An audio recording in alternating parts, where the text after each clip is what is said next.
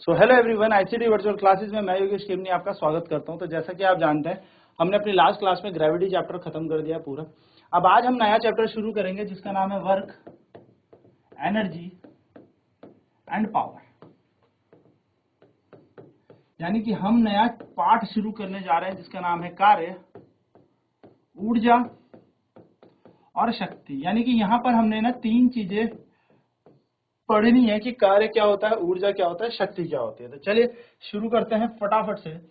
तो जैसे कि हमने रोजमर्रे की जिंदगी में, आप स्कूल जाते हैं, स्कूल से घर आते हैं, आप खाना खाते हैं, हमारे पापा ऑफिस जाते हैं, ऑफिस से घर आते हैं, या काम पे जाते हैं, काम से वापस आते हैं, हमारी मम्मी घर का काम अगर करती हैं, या फिर अगर मान लो बाहर कहीं जॉब करती है मम्मी, तो मम्मी भी जॉब कर रही है, पापा भी जॉब कर रहे हैं, यानी कि कार्य कर रहे हैं, वर्क कर रहे हैं, तो बोलते हैं बहुत ज्यादा कार्य हुआ। लेकिन फिजिक्स की लैंग्वेज में, अगर भौतिक विज्ञान की मैं बात करूं, तो फिजिक्स की लैंग्वेज में जो हम जो कार्य कर रहे हैं, ये कार्य हमारे उस कार्य से थोड़ा सा भिन्न है।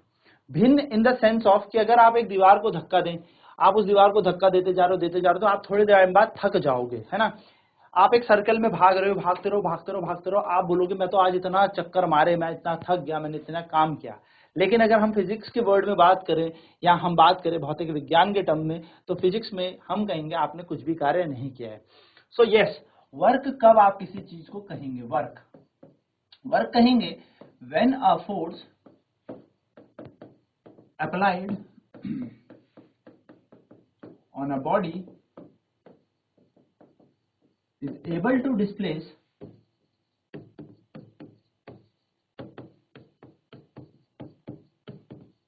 the body. When a force applied on a body is able to displace the body, then we can say that work has been done. We can say that work has been done. यानी कि हम कब कहेंगे किसी वस्तु पर कार्य हुआ है, तो कार्य की परिभाषा हो जाएगी जब किसी वस्तु पर बल लगाया जाए और बल के कारण वह वस्तु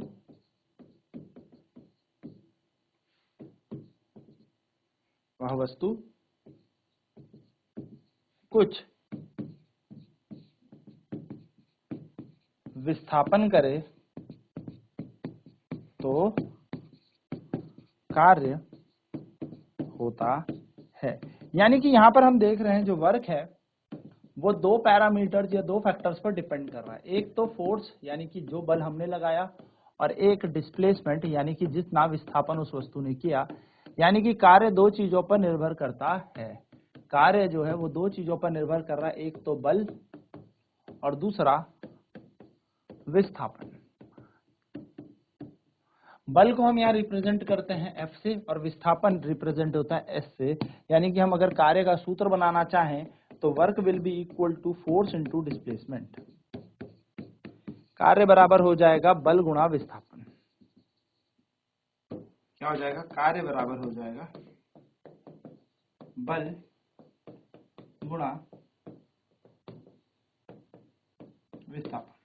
तो वर्क इक्वल्स टू क्या बन जाएगा? Force into displacement F into S। ये हमारा फॉर्मूला आपको याद रखना है।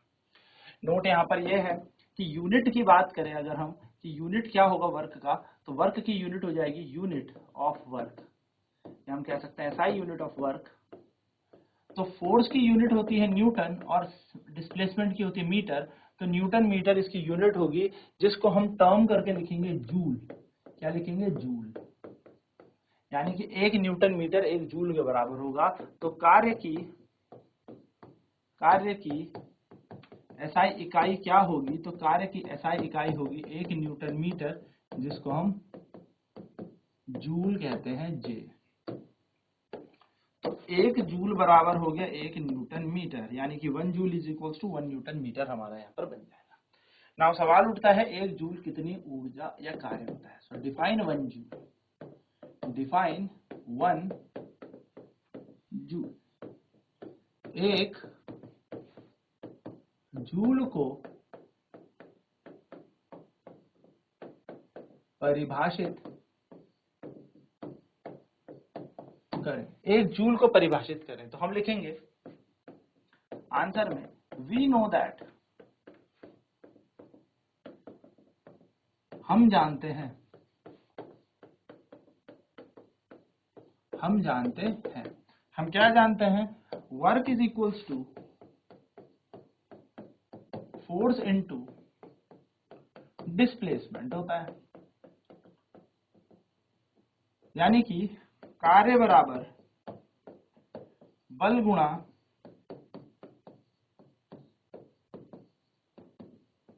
विस्थापन होता है। तो W इक्वल टू हो जाएगा F S, F into S.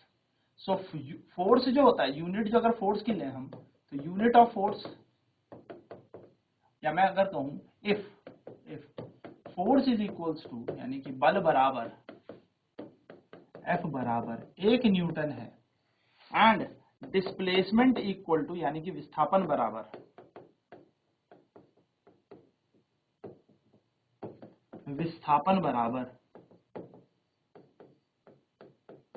1 metre होता है, तो हम कहेंगे work is equals to 1 newton metre, है ना, ये बन जाएगा। सो हम यहाँ पर अगर रखेंगे तो W इक्वल्स टू क्या जगह 1 न्यूटन मीटर, जिसको हम 1 जूल बोलते हैं, यानी कि हम कहेंगे when 1 Newton of force applied on a body is able to displace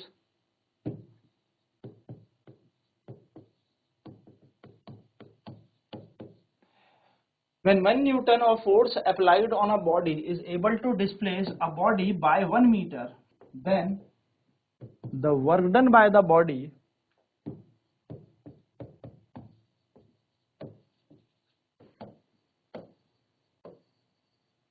is 1 joule. क्या कह रहे हैं, जब 1 न्यूटन का फोर्स, जब 1 न्यूटन का बल किसी वस्तु पर लगने से उस वस्तु पर 1 मीटर का विस्थापन, या मैं बोलूं लगने से वह वस्तु 1 मीटर का विस्थापन तय करती है,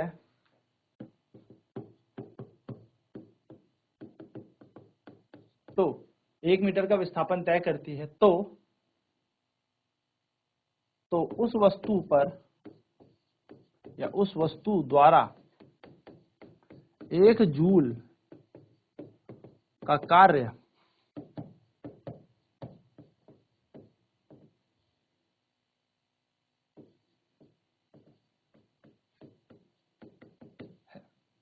चलिए फटाफट से नोट करेंगे, फिर बढ़ेंगे आगे।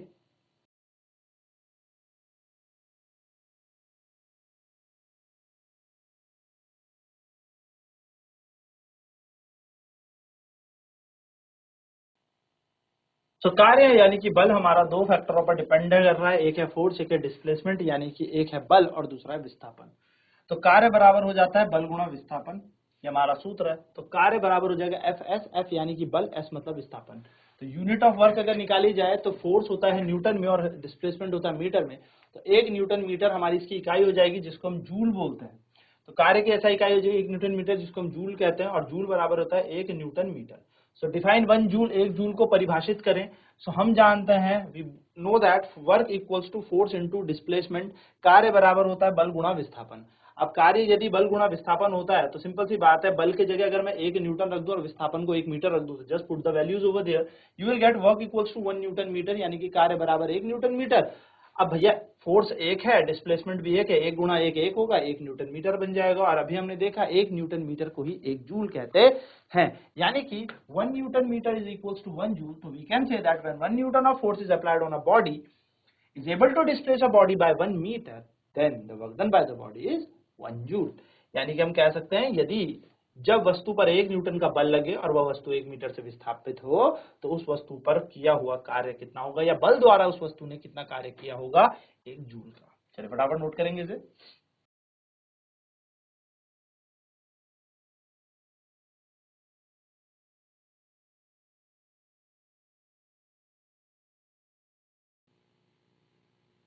तो जब 1 न्यूटन का बल किसी वस्तु पर लगने से वह वस्तु 1 मीटर का विस्थापन तय करती है तो उस वस्तु द्वारा 1 जूल का कार्य हुआ है या होता है। चलिए इससे आगे बात करते हैं, क्वेश्चन देखते हैं। क्वेश्चन है a force of 60 Newton is applied on a body which displaces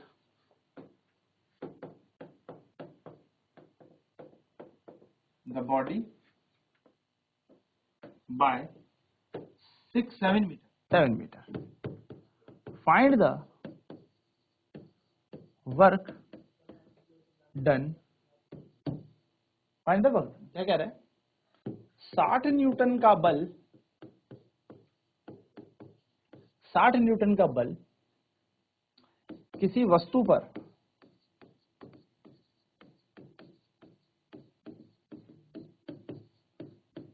लगाने से,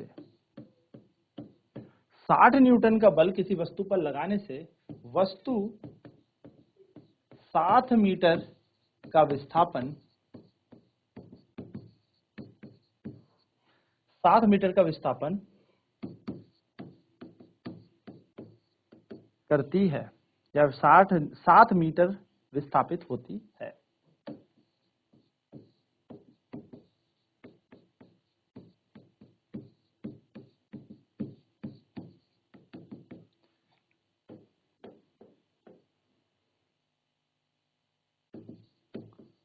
कार्य ज्ञात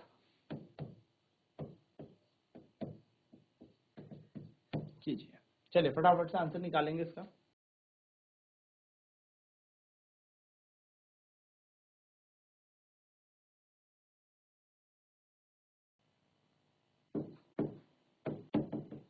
तो हमें पता है फोर्स यानी कि बल F बराबर कितना दे रखा है, 60 न्यूटन हमें गिवन है। डिस्प्लेसमेंट हमें दे रखी है यानी कि विस्थापन हमें दे रखा है S बराबर 7 मीटर हमें विस्थापन डिस्प्लेसमेंट दे रखी है, ठीक है ना। नेक्स्ट हमें फोर्स दे दिया, डिस्प्लेसमेंट दे दिया। नेक्स्ट चीज हमें यहाँ पर क्या दे दिया, हमसे पूछा है वर्क क्या होगा, कार्य क्या होगा, वर्क हमसे पूछ लिया। So we know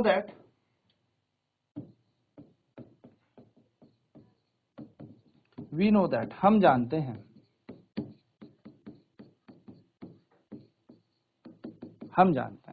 work is equals to क्या हो जाएगा, फोर्स इनटू डिस्प्लेसमेंट, यानी कि कार्य बराबर हो जाएगा बल गुणा विस्थापन।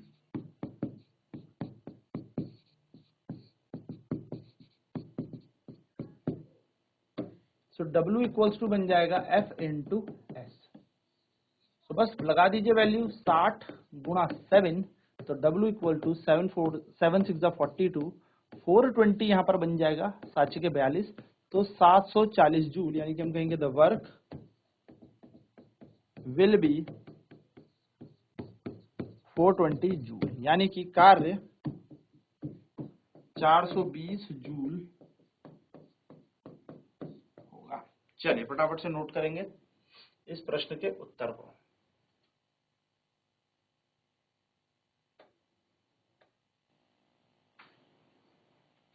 तो बल बराबर होता है 60 न्यूटन यहाँ दिया है, डिस्प्लेसमेंट विस्थापन हमें 7 मीटर दे रखा है, वर्क कार्य हमसे पूछा है, वी नो दैट हम जानते हैं work equal to force into displacement, कार्य बराबर बल गुणा विस्थापन। तो वर्क इक्वल्स टू हो जाएगा एफएस, तो डब्ल्यू इक्वल टू 60 इंटू 7, यहाँ पर आपको हो जाएगा 60 गुना 7, तो बन जाएगा 420 joule. So the work will B 420 joule, कार्य 420 जूल होगा तो कार्य हमारा यहाँ पर निकल जाएगा। सिंपल सा फॉर्मूला है, work equals to force into displacement. तो यहाँ पर एक छोटा सा नोट और लिखें और यहाँ पर लिखें the CGS unit of work is joule. कार्य की, सॉरी नॉट जूल, अर्ग, ERG, कार्य की सीजीएस इकाई अर्ग होती है। और आपसे कई बार क्वेश्चन पूछा जाता है 1 जूल में कितने अर्ग, तो 10 की घात 7 अर्ग आपको याद रखने हैं। सो जो कार्य की सीजीएस इकाई है वो अर्ग होती है, ठीक है। क्वेश्चन सीधे पूछा जाता है, जूल इसकी एसआई इकाई है, अर्ग इसकी सीजीएस इकाई। सीजीएस होती है सेंटीमीटर, ग्राम और सेकंड। जब आप सेंटीमीटर, ग्राम, सेकंड्स में इन चीजों को देखते हैं तो उसे हम अर्ग बोलते हैं। सो आई होप ये चीज क्लियर होगी। नेक्स्ट क्लास में बात करेंगे टाइप्स ऑफ वर्क, यानी कि कार्य के प्रकार की। आज की क्लास में इतना ही। आईसीटी वर्चुअल क्लासेस में जुड़ने के लिए धन्यवाद। आपका दिन शुभ हो।